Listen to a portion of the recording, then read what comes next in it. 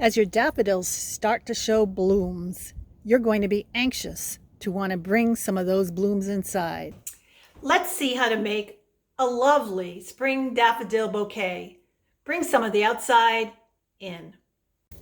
It's okay to choose tightly closed daffodil buds and ones that are just starting to open. They'll open very quickly for you inside. Your daffodils will transform from tight buds to beautiful blooms overnight once you bring them in the house. Aren't they pretty? When making a daffodil arrangement, I like to start with a cylinder for my vase with relatively straight sides. This one is slightly bowed and filled 3/4 of the way with water. I choose the straight-sided cylinder because the daffodil blossoms tend to bend over, and I want to give these daffodils support in my arrangement.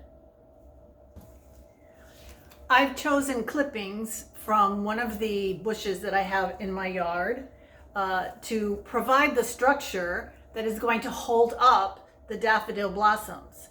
So I'm going to arrange them first in the vase in order to build the first level of foundation for the daffodil arrangement. These are nice because they have little bells on them. They're beautiful.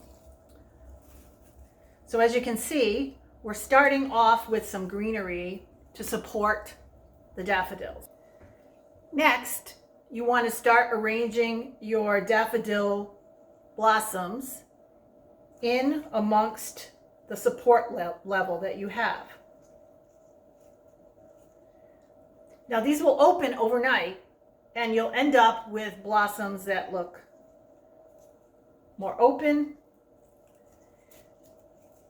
and you may want to do a little bit of a rearranging once your blossoms do open to their full position.